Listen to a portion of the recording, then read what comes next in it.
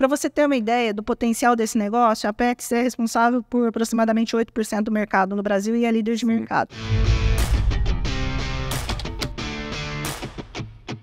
Pessoal do Papo de CEO, bem-vindos a mais um episódio. E dessa vez nós estamos em mais um evento aqui no EBDI SAB CIO, que é um evento voltado para tecnologia, onde vocês vão ver vários CIOs aqui na nossa mesa conversando muito sobre tecnologia, inovação e novas frentes tecnológicas e tendências também, né, pessoal? Porque eu sei que vocês querem saber muito sobre isso. E agora estamos com a Cláudia, CIO da Pets, pessoal. Cláudia, muito obrigado por você ter topado aqui a conversa. Obrigada pelo convite, é um prazer estar aqui com vocês. Legal, Cláudia. Cláudia, eu queria começar conversando com você um pouco sobre a sua cadeira, para contextualizar o pessoal sobre o que um CIO faz na Pets. Bom, eu sou responsável por toda a área de tecnologia, que envolve todos os sistemas de back-office, toda a parte de infraestrutura, definição e planejamento estratégico, plano diretor de tecnologia de curto e médio prazo. Enfim, a tecnologia ela deixou de ser apenas a área de TI, ela está muito mais conectada com o negócio e é um viabilizador de negócio. Então, a gente está bastante conectado com o negócio, entendendo para onde a empresa vai, entendendo para onde os concorrentes vão, entendendo novos modelos de mercado e como que a tecnologia pode viabilizar e pode ajudar a gente a alcançar os objetivos. Muito bom. Você já me citou alguns pontos relevantes para a gente abordar aqui. Você falou que hoje a área de tecnologia não é só mais um braço de desenvolvimento, ele é um braço de negócios em tecnologia. O papel do CIO hoje na grande maioria das vezes, é desenvolver planejamentos estratégicos conectados com tecnologia. Então, quer dizer, você é uma gestora dentro de uma business unit que, por consequência, tem a entrega em tecnologia, mas no final do dia você é uma gestora de um negócio ali dentro, né? Costumo dizer que a tecnologia ela é feita de pessoas por pessoas e com pessoas. Então a gente não consegue mais fugir disso. E é interessante que antigamente a gente ficava, né, os desenvolvedores ficavam numa salinha, trancados e etc. E isso mudou completamente. Hoje a maior parte das empresas, mesmo sem perceber, elas são de tecnologia. Se você corta a tecnologia das empresas, elas deixam de existir. A gente viu o que aconteceu durante a pandemia. Sim. Então, eu falo que a gente fala bastante de lifelong learning, né, que tem que estudar para sempre. Eu acho que os CEOs estão voltando e estudando tecnologia e nós, da área de tecnologia, estamos nos aproximando, estudando cada vez mais de negócio para que a gente possa trabalhar. Eu acho que é muito mais do que alinhados. Hoje a gente trabalha integrado mesmo com o negócio. Golaço.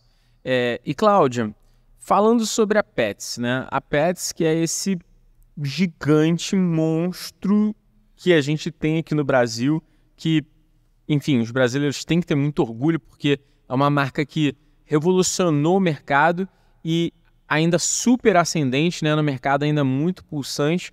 Mas eu imagino que seja muito desafiador a Pets, né? Porque a Pets, hoje, ela tem um objetivo bem audacioso, né? E para isso, eu imagino que a tecnologia dentro da área de varejo seja muito desafiadora, né? A gente, enquanto Hyper, a gente acaba atuando com muitos players de varejo e a gente vê que quanto mais se cresce, mais desafios se tem. E esses desafios são muito ligados à performance e muitos ligados à estrutura, né? A estrutura cada vez mais vai se alterando. E aí eu queria te fazer uma pergunta. Hoje, quais são os principais desafios que você acaba vendo em termos de mercado e desafios tecnológicos internos de uma forma geral? Antes de mais nada, eu falo da Pets com muito orgulho e eu brinco que meu salário é quase um escambo, né? Porque eu tenho 4 gatos e um cachorro. Então eu sou heavy user mesmo, né? Usuária pesada do serviço, adoro. A Pets, acho que como a maior parte das empresas deixou de ser uma empresa só de varejo, hoje a gente tem uma ambição já somos líderes de mercado, mas a gente tem uma ambição de nos tornarmos o maior ecossistema Pet até 2025.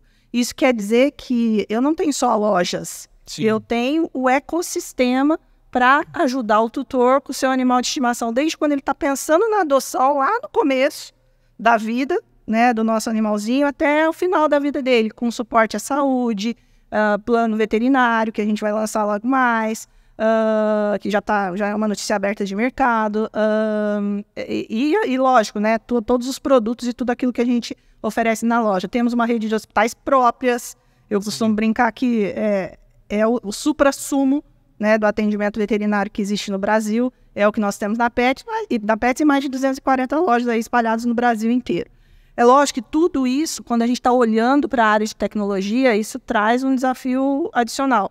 A empresa tem 21 anos, vai fazer 21 anos esse mês, e saiu de 20 lojas para 240 lojas. Quase então, nada. Você imagina como a gente cresceu rápido no digital, que são dezenas de casos decimais de participação no negócio, que cresceu muito também depois da pandemia. Então, no mundo a gente está falando de integração total do atendimento digital, que não existe mais a loja versus o e-commerce, né? E se você pode comprar no e-commerce, tirar na loja, comprar na loja e depois faz algum tipo de campanha via e-commerce. Então, são desafios constantes e que a gente tem que ser muito ágil para que a gente possa conseguir entregar. E é assim que a gente tenta alinhar ali a nossa área de tech. Tem uma área que é um par meu mais voltado para essa parte de inovação, de aplicativos digitais e de e-commerce, e eu mais voltado por todo o resto que é relacionado à tecnologia. E as duas áreas têm que trabalhar muito integradas para fazer essa entrega junto. Fora os M&As que a gente fez agora, o ano passado, que a gente está trabalhando nas integrações. Então tem desafio para ser feliz por muito tempo, quem gosta de emoção na área de tecnologia. Boa. E me diz uma coisa, você acabou de citar inclusive das lojas, né? São 200 e poucas lojas. São 200 e poucas lojas com uma metragem quadrada bem relevante na grande maioria das vezes, né? Pelo que eu vi. Sim, são diversos tamanhos, mas a gente tem modelos, a gente brinca de PMG, né? Mas a maior parte delas, sim, a gente costuma dizer que é a loja referência, né? Então você entra como se você estivesse entrando num shopping mesmo. Se você vê, os nossos brinquedinhos ficam aí embaixo, né? Se você passear com o cachorro já se apaixona ali pelo brinquedinho. Algumas das lojas têm parque de diversão para os animais. Então, é tudo pensado com muito carinho mesmo para suportar esse relacionamento do tutor e do pet. Esse lance de gôndola que você citou agora é engraçado, né? Porque no supermercado convencional você faz as estruturas de gôndolas para o consumidor, que tem uma estatura média. A gente normalmente diz que é 1,60 m e poucos, 1,70 m, que é a visão, e vocês têm que fazer uma estrutura de gôndola para o dog, né? Os principais são os nossos animaizinhos. Então, é super interessante, é um negócio apaixonante. Para você ter uma ideia do potencial desse negócio, a Petz é responsável por aproximadamente 8% do mercado no Brasil e é líder de mercado. Então, é um negócio muito espalhado. E a gente tem mais pet shop do que farmácia no Brasil. Jesus. Isso é um dado aberto, não sabia, comprovado. E eu sempre falo isso nas minhas palestras: gente, vocês acham que tem mais pet shop ou mais farmácia? A gente tem mais pet shop do que farmácia. Então, para você ver como que é um negócio que tem um potencial de crescimento muito grande, não só no Brasil e no mundo. Sim. E como é que funciona essa dinâmica do físico com o digital? Como é que você hoje tem feito para trabalhar no digital? Porque o teu consumidor, como você disse, ele pode estar na loja e querer consumir ali, mas às vezes ele não está afim de consumir ali, às vezes ele quer comprar na internet, mas quer pegar na loja ali do lado, e às vezes não, às vezes ele quer receber tudo em casa. Vocês dividem estoque. Como é que funciona essa estrutura hierárquica em termos de tecnologia mesmo? Como é que você faz essas conexões? Eu gosto muito de falar, quando a gente está falando do conceito de omnicanalidade, da questão cultural. Você entrar numa loja da Petz, a primeira coisa que eles vão perguntar para você é se você já baixou o aplicativo da Petz. Então, não existe aquela competição de venda de física, venda digital, isso é muito integrado. É lógico que quando você entra e pede o seu produto na Petz, você vai receber 95% em até 24 horas. Esse é mais ou menos o nosso percentual de entrega no mesmo dia. Por quê? Porque a gente tem um estoque integrado, porque ele vai buscar de um endereço de uma loja que é mais próxima da sua casa. Então, do ponto de vista de tecnologia, a gente trabalha bastante nessa integração desse estoque, nessa agilidade sistêmica, para que eu possa entregar para você dentro desse prazo. Eu acho que o principal diferencial que a gente tem hoje é ter um serviço, né, de qualidade absoluta, e você ter um prazo de entrega muito, muito bom. Qual sistema vocês usam lá? A gente usa Proteus com TOTUS. para ter os contatos. E a gente tem bastante customização da cadeia de valor. Então, a gente tem uma cadeia de valor customizada dentro dos nossos sistemas de uma maneira muito, muito integrada. Então, isso facilita muito quando você está pensando nesse conceito de digital. Na minha experiência de mercado, o que eu vejo é que quando você tem sistemas muito desconectados, apesar disso simplificar, muitas vezes você tem muita divergência de estoques, tem problemas de integração, e aí você tem que trabalhar muito nisso. Então, é a escolha de Sofia. Eu falo que se você componentizar muito, você tem que componentizar de um jeito adequado, para que você acompanhe isso de uma maneira muito, muito rígida, porque qualquer ponto de integração pode ser um ponto de falha. Por outro lado, quando você tem tudo uma cadeia de valor única, né, a sua cadeia de valor de negócio inteira rodando no único sistema, aquele sistema se torna muito relevante para vocês. Tem que tomar cuidado também e se precaver para que você não fique com disponibilidades e tudo mais. Você citou um tema relevante aqui sobre componentização versus unificação, né?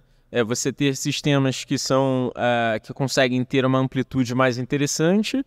E aí você tem um esforço de customização, porque, obviamente, tudo que é muito amplo acaba não solucionando todos os pequenos pontos que você precisa.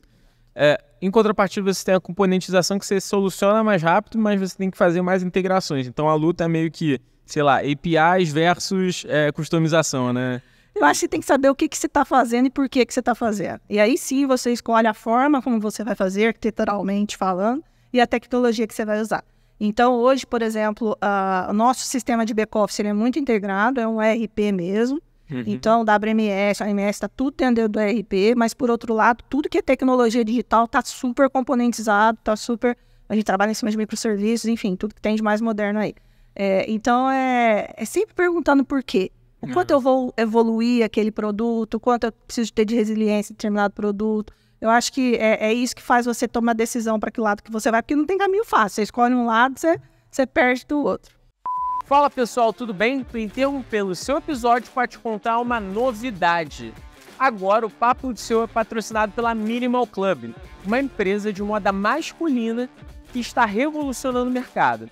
Ela conseguiu unir o estilo de moda minimalista com inovação e tecnologia em vestuário, para trazer para você executivo o mais alto padrão de qualidade com versatilidade e sofisticação. Se você quiser conhecer mais, entra no site minimalclub.com.br e aproveita o nosso cupom de desconto Papo de CEO 15, que te dá direito a 15% de desconto na sua primeira compra. Vai lá que é só sucesso. Voltamos à nossa programação normal. E me diz uma coisa, como é que você trabalha na parte do e-commerce, que é uma curiosidade muito grande, assim? Hoje vocês trabalham com sistema próprio, usam um Vtex da vida ou é o Proteus? Como é que tá? Quem cuida do nosso e-commerce é um par meu, mas é um sistema próprio. Sistema próprio.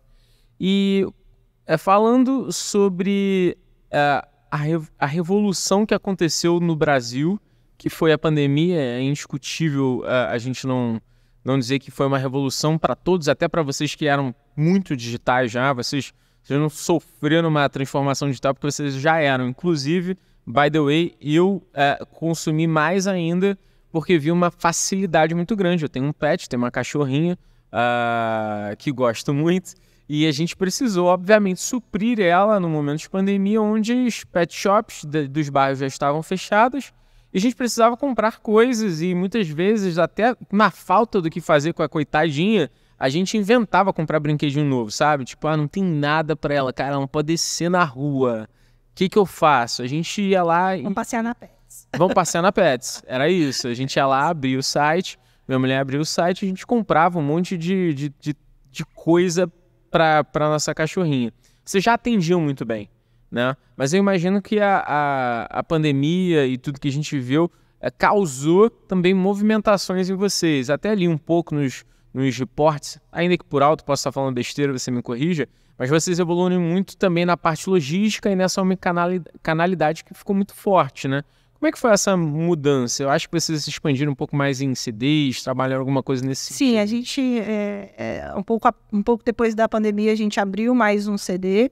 É lógico que acho que o diferencial de uma empresa de varejo hoje é a malha logística, a forma como ela faz, né, as entregas dos pedidos. Eu coloquei isso para você. E com o aumento de volume, você tem que pensar na tecnologia por trás que você vai aportar e também nos melhores parceiros para você. Porque também é um ponto crítico quando você está falando de malha logística. Então, acho que a Petz, ela soube embasar muito bem isso, junto com o sistema próprio de e-commerce, com processos bem estruturados, com indicadores, né, OKRs bem estruturados para a gente acompanhar como estão sendo feitas as entregas, se teve algum desvio, onde a gente pode melhorar. Eu acho que tudo isso a gente evoluiu muito na pandemia. Para você ter uma ideia de números,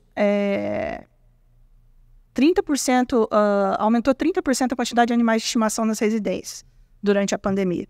E o nosso e-commerce foi de 3 anos atrás de 8% para quase 40%, que agora esse número muda todo dia, mas para quase 40% de participação. Cara, então é gigantesco. Então a gente tem equipes dedicadas lá que vão evoluindo os produtos e que vão evoluindo de acordo com o feedback dos clientes e com a forma que a gente vai fazendo a medição da qualidade do nosso serviço. Uma coisa que eu também queria abordar com vocês é sobre um pouco de inovação que vocês estão fazendo. Vocês já estão olhando para a inteligência artificial e também olhando uma coisa que eu achei legal, são os lockers inteligentes. Eu queria que você falasse um pouquinho sobre isso. A gente tem o projeto do Pickup Store, que surgiu muito alinhado com a pandemia, quando a gente tinha que ter 0 contatos, então você consegue fazer o pedido no site, que nem aqueles armários que tem na Disney, e aí você digita seu código lá, o pedido é separado muito rapidamente, normalmente até 45 minutos, dependendo do que você está pedindo, é colocado dentro do armário, você digita o pedido lá e consegue retirar. Então, a gente fez isso com fornecedores parceiros nossos também e deu muito certo, porque na pandemia a gente não queria ter contato com ninguém, então foi um negócio muito... E aí a gente escalou isso. Lógico que a gente começa, quando a gente vai fazer uma adoção de inovação, a gente... o que a gente fala, né? A gente começa pequeno, vai testando, vai fazendo MVP, vai vendo como é que fica, porque o varejo não tem espaço para errar. As margens do varejo são extremamente agressivas e nem para tecnologia a gente tem. E aí, eu costumo dizer, quando me perguntam de inovação na Petz, a gente não é um early adopter, não somos. A gente não é a pessoa que vai adotar tecnologia de prima, né, que eu brinco lá com o meu time, a não ser que isso vá trazer alguma coisa, né, de vantagem competitiva, de diferenciação de mercado, criação de novos modelos de negócio, tudo aquilo que a gente fala. Eu dou muito exemplo do metaverso. Então, a gente sentou na mesa o ano passado e começamos a discutir, vamos fazer algum projeto de metaverso? E muita gente falando, por que vocês não fazem? Por que vocês não fazem? Mas a gente não viu uma aplicabilidade tão grande naquele momento. E aí a gente vê no que foi agora. E assim, tecnologia exponencial, tecnologia disponível, convergência de tecnologia, preço barato e aquilo que ela vai trazer para você de retorno. Então, o que eu sempre costumo dizer é o seguinte... Começa perguntando por que você vai fazer alguma coisa. Qual que é a dor do teu negócio? Você quer se diferenciar em alguma coisa? Você quer criar algum mercado novo? Você quer... Enfim, o que você quer com aquilo? Depois você começa a falar de tecnologia. Então, diferente do metaverso, a inteligência artificial, a gente vê muito uso, né, no varejo. A gente já tinha casos, né, de aplicação de machine learning. Então, por exemplo, a gente tem um dos casos que eu costumo citar, que inclusive eu citei no evento agora recentemente, a gente tem a projeção de dias de estoque, que a gente tem 98% de assertividade. Você imagina se você sabe, seu cachorro é grande? Não, é pequenininho, um shih tzu. O shih tzu come pouquinho, mas imagina aquele cachorro que come bastante, que se vir em saco de 20 quilos de ração, custa R$400, dependendo do tipo de ração que você está comprando. Sim. Você imagina se eu mando um saco desse errado para 100% das minhas lojas. E é um produto perecível, e esse produto demora para sair. Então, você... confiar na inteligência artificial para te dar essa assertividade é primordial. E a gente tem usado isso bastante hoje lá na Petz. Hoje você tem olhado bastante as suas evoluções tecnológicas no ponto de vista de gestão ou no ponto de vista de produto? A gente tem isso bem separado lá. É uma área de tecnologia bem ambidestra. Legal. Então... a parte pela qual eu sou responsável é muito mais focada na gestão e no back-office. E é lógico que eu brinco que se fosse uma casa, eu seria todo o encanamento que roda por trás. Então, todo o WMS, sistema de controle de estoque, sistema de controle de operações, está tudo, PDV, está tudo nesse bolo, né, que é mais voltado para o dia a dia e frente de loja. E tem uma área olhando aí sim para a evolução de produtos digitais, para e-commerce. Então, quando a gente tem esse foco, a gente está falando bastante de ambidestria aqui nesse evento. Quando a gente tem esse foco, desde que sejam duas áreas que são separadas, mas que conseguem manter a sinergia, isso é maravilhoso para a área de tecnologia. Qual é o desafio? É você não criar gap nessas áreas, né? Então, sei lá, a área de e-commerce vai para um lado, a área que cuida dessa parte de back-office vai para outro completamente diferente. Mas se você conseguir convergir de um jeito adequado, aí o negócio vai bem. Eu acho que a gente tem conseguido bons resultados lá. Legal. E me diz uma coisa, como é que você tem olhado, ou melhor, como você tem feito com todo esse ecossistema em termos de conexões e entregas de valor para o cliente final? Porque eu acho que isso tem sido feito, isso é um desafio muito, muito grande, principalmente porque a Petz agora, ela, como você mesma disse, ela virou um ecossistema. Ela não é só mais ali o varejo que você compra um produto e acabou, né? Vocês têm loja, tem veterinário, tem plano que vocês vão fazer agora, que eu acredito que é um baita produto, porque, enfim, já tenho estudado vertiginosamente sobre essa pauta e vocês entrando, inclusive, tô até indo na bolsa comprar umas ações da Petz por conta disso. Isso mesmo, vamos ser sócio. mas eu tenho visto esse ecossistema bem desafiador, né? Como é que você tem trabalhado com isso? O que você tem feito para não perder a mão? Quais são os hacks que você pode dar? Acho que é um desafio diário, né? Eu gosto muito do conceito de Gemba. Uhum. E uma empresa que nasce em varejo, a própria Petz está passando por uma transformação cultural. Ela nasceu como uma empresa puramente varejista e a gente tem todo um jeito e uma cultura varejista e agora para se tornar esse ecossistema. Então, quando eu falo Gemba, eu falo você descer no chão de fábrica mesmo, você ir na loja, você conversar com o gerente de loja, você conversar com o veterinário. E eu faço muito isso, eu incentivo muito o meu time de tecnologia. A gente tem um negócio lá que a gente chama de Business Day, que é pelo menos uma vez por mês, um grupo de tecnologia vai lá e senta do lado de quem está usando os nossos sistemas para sentir como é que está acontecendo, para ficar mais próximo das áreas de negócio. E a gente tem pontos focais também por áreas de negócio que facilita essa conversa, fora toda a parte de produtos que a gente tem, enfim.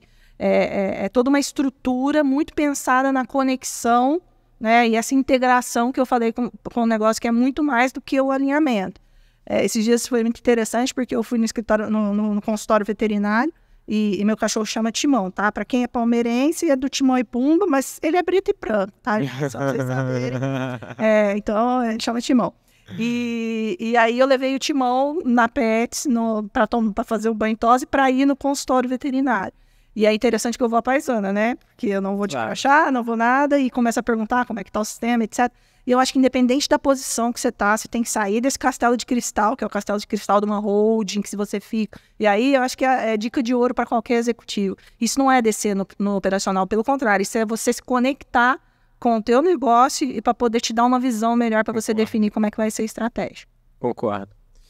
E como é que é a Cláudia numa empresa que é a Petz, que é listada na bolsa, né? Entrou, se não me falha a memória, a 3 bi em 2020, ou seja, é um unicórnio gigante, né, brasileiro, e extremamente desafiador. Como é que a Cláudia é inserida nesse ambiente? Me conta um pouco aí da sua história, como é que você foi parar nisso e como é que você se vê aí dentro de um monstro do mercado de pet, né? É interessante, né? Porque eu acho que eu tô com 27 anos de carreira. Apaga essa parte, não, tô brincando. Mas esquece, faz de conta que eu não tenho. Mas 27 anos de carreira na área de tecnologia. Você deve perceber que eu sou mineira. Quanto mais eu falo, assim, mais meu sotaque fica forte. Eu sempre quis sentar numa cadeira de executivo, né? Sempre foi meu sonho de carreira.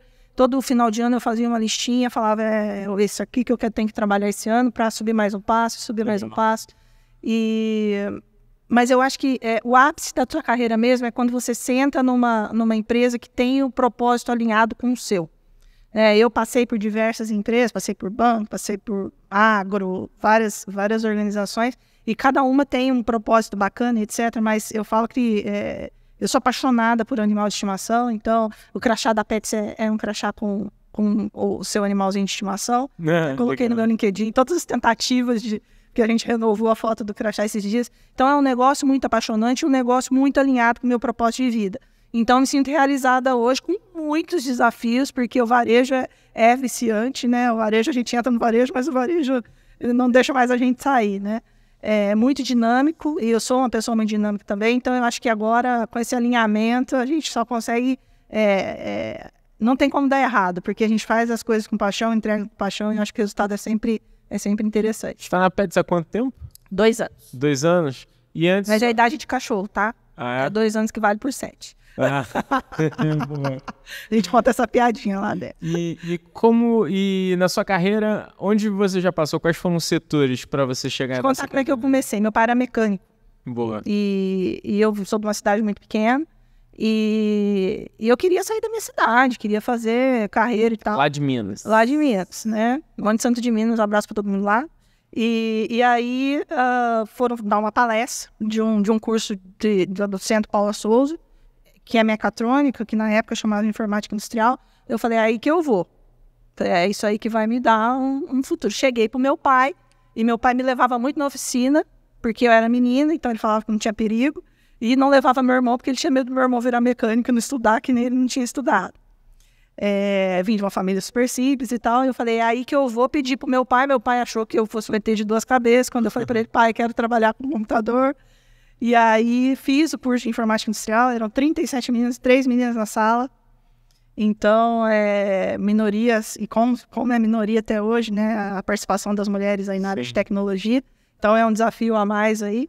E fiz o curso. Depois que eu fiz o curso, eu entrei na Ambev, foi a minha primeira, que na época era Brahma, que depois virou Antártica, Ambev, Embev. Então, eu participei, eu fiquei 8 anos lá. Eu falo que foi uma escola para mim. Foi a minha primeira empresa mesmo que eu trabalhei. Depois passei pela Sodexo, onde eu tive um pequeno gostinho do varejo, que foi a primeira experiência que eu tive com varejo. Fiquei na Luiz Dreyfus depois, um tempo, e no Santander e agora Pets. Então, e aí, umas eu pulei, porque aí, senão vocês vão achar que eu sou velha demais, não vale. Mas esses são os mais expressivos aí. E fiquei na IBM também, 8 anos. Eu já tive do lado de lá. Olha, e como é que foi, qual foi a sua principal mudança em termos de lado? Assim, o que você percebeu que muda no... É muito bom você ter a visão dos dois lados, porque por mais que a gente esteja vivenciando o cliente e conhecendo o cliente, se você entender o lado do fornecedor, que o fornecedor tem um contrato, que ele precisa gerar margem, que, enfim, não adianta você esgoelar o fornecedor também, porque ele não vai prestar um bom serviço para você. Então, é muito importante também você entender o outro lado, quando você está falando de negociação, para negociar com eles com respeito. Eu acho que isso é um dos nossos valores na Pets, né? Respeito, né? Independente da situação, acima de tudo. E eu acho que isso faz a gente respeitar bastante os fornecedores que trabalham com a gente, até porque eles são parte, né, da cadeia de valor e participam tanto quanto a gente ali e quer o bem do negócio tanto quanto a gente. Então, eu acho que você conhecer o lado de lá te impulsiona a ser assim.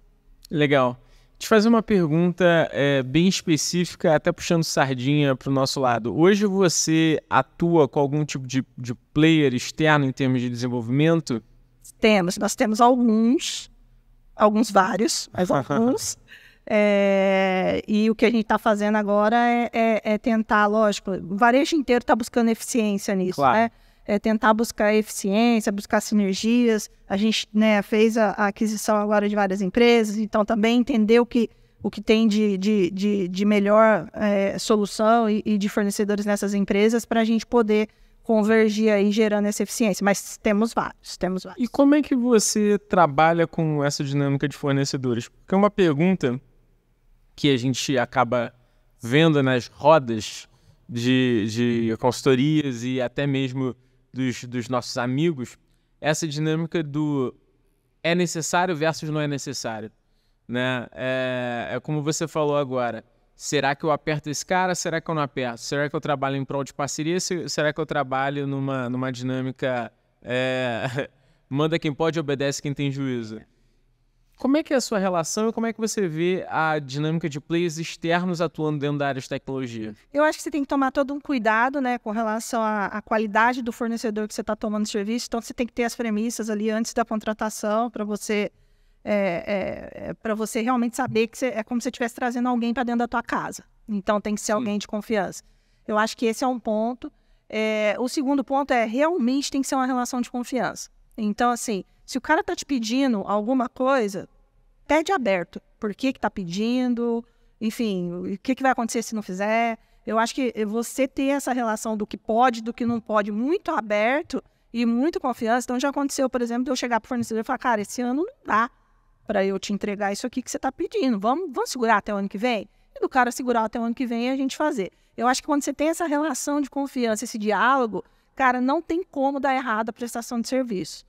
Porque eu costumo brincar, né, que muitas vezes o tomador de serviço tem mais culpa do que quem tá prestando de algum produto que foi mal feito ou de algum serviço que está sendo entregue fora do SLA ou com uma qualidade. Isso também faz, né, o tempo que eu passei do lado do fornecedor ajuda a você enxergar isso e trabalhar isso. Então, acho que é isso, transparência, relação de confiança, tudo aberto, né, se falar não porque está falando não, e é muito difícil. Quando você cria uma relação de longo prazo de confiança com o fornecedor, você pedir para trocar no meio do caminho. Dá muito trabalho trocar fornecedor. É que nem casar de novo, não vale. E a pergunta também que muita gente faz, vale a pena terceirizar até que ponto e o que não vale a pena terceirizar? Eu acho que você nunca pode terceirizar aquilo que é muito core para você, principalmente o teu conhecimento. Certo. Então, assim, a grande armadilha é uma empresa que pega todo o core do negócio e coloca na mão de um fornecedor e perde esse conhecimento dentro de casa. Isso aí é hipotecar a sua área de tecnologia a longo prazo, está hipotecando. Então, tem que tomar muito cuidado com isso. Outra coisa que a gente tem que tomar cuidado é com o lock-in, principalmente quando a gente está escolhendo tecnologia. Então, isso daí é estudado amplamente no mercado. Vai escolher uma tecnologia, cara, quanto eu vou ficar amarrado com isso? Quanto eu tenho capacidade e o quanto esse fornecedor dessa tecnologia tem capacidade de me prover o serviço ad eterno, porque eu vou casar com ele. Então, essa questão do lock-in, de você escolher uma tecnologia que depois você não consegue sair, isso você tem que tomar bastante cuidado também. E no final, se vale a pena terceirizar ou não, tem que estudar caso a caso. Não tem resposta pronta para isso, senão já tinha o bilhete da merda aqui. Mas já aconteceu, por exemplo, de eu terceirizar algumas coisas que eu ter que trazer de novo para dentro de casa, porque não deu tão certo. Ou porque eu não escolhi o fornecedor bem, ou porque eu não estava com maturidade para fazer a terceirização daquele serviço. E aí eu podia colocar lá o padre, o papa, para prestar aquele serviço que não ia me entregar. E aí é uma culpa nossa mesmo, né? Sim. Você tem que estar maduro o suficiente para falar assim, toma, faz esse serviço para mim, porque eu vou conseguir te explicar o que precisa fazer, como que você vai medir, e aí você aporta com a tua inteligência. Então, eu acho que você tem que ter essa maturidade suficiente como cliente, às vezes a gente não tem. E, por outro lado, a gente olhar também aqueles serviços que a gente, né, nunca deve terceirizar, e aquilo que é muito commodity, é muito até bom você terceirizar, porque você traz um conhecimento de mercado de alguém que nosso core é varejo, nosso core é ecossistema pet, não é fazer desenvolvimento de aplicativo ou qualquer outra coisa. Então, eu acho que tem que pensar bem casa a casa aí o que vale. Ótimo, legal. Isso é um ponto que é muito discutido até pra gente, enquanto fornecedor, do que faz sentido e do que não faz. E eu acho que a resposta melhor que a gente pode discutir é isso, né? O que é core, você precisa realmente ter na sua espinha dorsal. Agora, o que de repente é side, que você pode ganhar velocidade, faz muito sentido você terceirizar. Sim. É muito nisso que a gente bate enquanto Hyper, enquanto empresa também. Falando agora sobre tendências do varejo e tecnologia, o que você tem visto que é interessante a gente falar para a galera que está escutando sobre novas tendências em termos de tecnologia em varejo? Eu acho que a gente tem, esse ano, inclusive, né, que foi latente na RNF, foi qualquer coisa que traga eficiência. Então, a gente ouviu muito back to the basics, né? Vamos voltar a fazer o básico, bem feito. Então, é um conceito de omnicanalidade bem feito, uma evolução de produtos bem feita, a aplicação da inteligência artificial para aquilo que você vai acompanhar, que você tem condições de acompanhar, que você vai saber que aquilo lá está te dando um retorno bem feito. Então, eu acho que, de novo, o uso de novas tecnologias, mas com sentido, com objetivo. Eu acho que isso é super importante. Então, esse é um dos pontos que eu tenho visto bastante. E aí a gente tem visto tudo aquilo que mexe com a experiência do usuário, tudo aquilo, né, do cliente, tudo aquilo que trabalha com independência, todo o conceito de self que ainda está muito forte. Apesar de, né, lá fora tem gente que já está voltando um pouco atrás, mas ainda é forte aqui. A gente vê que cada vez mais a gente tem feito self-checkout, o pick-up, enfim, são coisas que ainda estão latentes. Então, vamos ver como é que vai ficar. Eu acho que esse ano, especificamente, é um ano back to the basics no sentido, vou fazer bem feito, vou fazer com eficiência, e vou olhar para esse conceito de omnicanalidade, de digital, de uma maneira muito ampla e muito concreta no uso da tecnologia. E venda one-to-one não presencial? Quero dizer, vendas via WhatsApp, via live commerce, via ligação. Quantas horas por dia você passa no WhatsApp? Eu não consigo nem descrever o tanto de horas que eu passo no WhatsApp. Então, assim, é algo muito latente também. Eu acho que a gente também tem investido bastante nisso, porque eu acho que é uma ferramenta que a gente consegue impulsionar a venda de uma maneira muito fácil. Eu mesmo compro muito fácil pelo WhatsApp, mas tem que ser uma jornada muito bem construída, senão você queima o canal para você. E eu vejo muitas empresas fazendo isso. Já aconteceu comigo, fui comprar, na hora de ver o catálogo ali, não enxergava direito. Então, assim, e aí você fala, não volto mais. Então, é como se você perdesse aquele canal ali de alguma forma. Então, sim, tem que ser considerado, mas tem que ser considerado também, de novo, vamos olhar a experiência, vamos olhar a jornada inteira, vamos fazer teste, errar rápido, vamos consertar rápido. Tudo aquilo que a gente trabalha o tempo todo na área de tecnologia, mas é uma tendência super forte mesmo. Boa lembrança. O que você acha de live commerce? Eu gosto, ainda não é algo que a gente tem considerado, pelo menos não chegou até mim ainda, mas eu acho interessante e é uma tendência muito forte lá fora, né? Então, na China, a gente tem visto isso assim a rodo.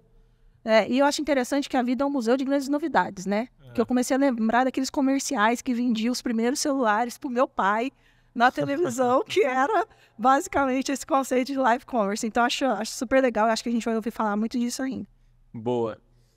Cláudia, para finalizar, se você pudesse dar uma dica para uma pessoa que está assumindo o cargo, nunca foi CIO na vida, está assumindo o cargo agora de CIO numa empresa XYZ, não importa o segmento, mas eu acho que o grande ponto é, para uma pessoa que está assumindo o cargo agora de CIO, quais são as dicas, os hacks que você daria para essa pessoa para que ela não passe, de repente, alguns problemas ou alguns percalços que você passou? Primeira coisa, acho que é coragem. A gente nunca acha que está pronto para a cadeira. Você sempre vai olhar assim, será que eu vou dar conta? Por mais executivo que você seja. E se você sentar numa cadeira na qual você já está pronto, você não tem nenhuma dúvida, não é a cadeira para você mais, já vai para a próxima.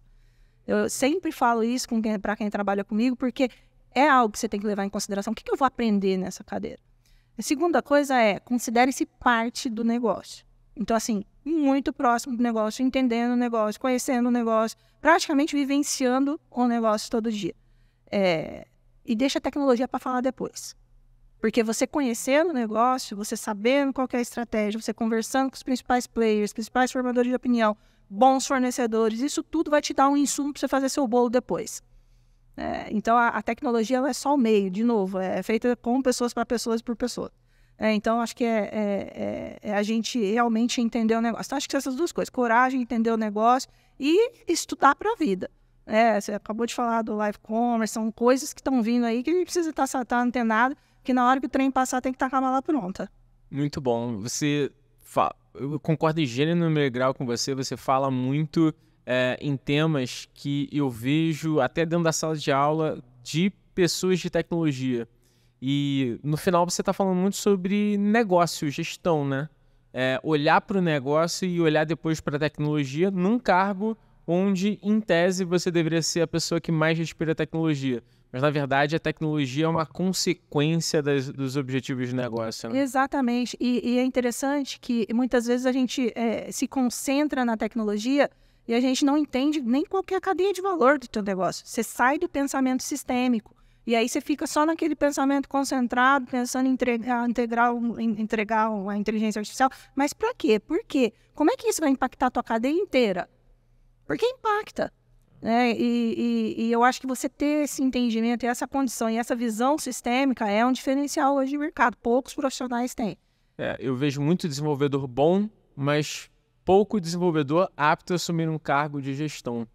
E eu acho que muitas vezes pode ser a escolha da pessoa e tudo bem, que Sim. eu acho que é assim, mas eu acho que até o desenvolvedor ele tem que ter esse pensamento sistêmico, esse pensamento mais holístico, de entender o que é um if que ele está colocando ali naquela parte do programa que ele está fazendo, que agora ele pode usar, inclusive, a inteligência artificial para ajudar, mas o que isso vai impactar no resto? Você pode até não conhecer, mas tem que ter um interesse de conhecer, você tem que saber perguntar. E eu acho que é isso que vai te fazer um profissional diferenciado. A gente tá cheio de profissionais aí que tem... meu VP fala isso e eu gosto muito de repetir, porque eu concordo em gênero, número e grau, que tem resposta pronta de 40 segundos. É aquela resposta que sai assim, mas a gente não para pensar.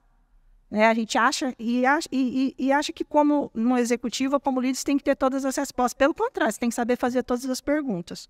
Boa, legal. Pessoal do Papo de CEO, falamos hoje com a Cláudia Marchesani, CIO da Pets. E, por favor, Cláudia, não sei se você tem mais algum recado para dar, de repente suas redes sociais, LinkedIn ou Instagram da Pets, fica à vontade. Olha, podem me seguir lá pelo LinkedIn, C. Marchesani. A partir dali tem as redes da Pets, eu não sei de cor, mas enfim. E é um prazer receber qualquer um de vocês lá na loja da Pets. A gente atende com muito carinho e a gente quer conhecer todo mundo e os animaizinhos e tudo mais. Obrigada pelo convite. Imagina. O meu, galera, vocês já sabem, Dario_Pérez no Instagram. Também podem seguir aí a Hyper, Universe Hyper lá no Instagram, LinkedIn também.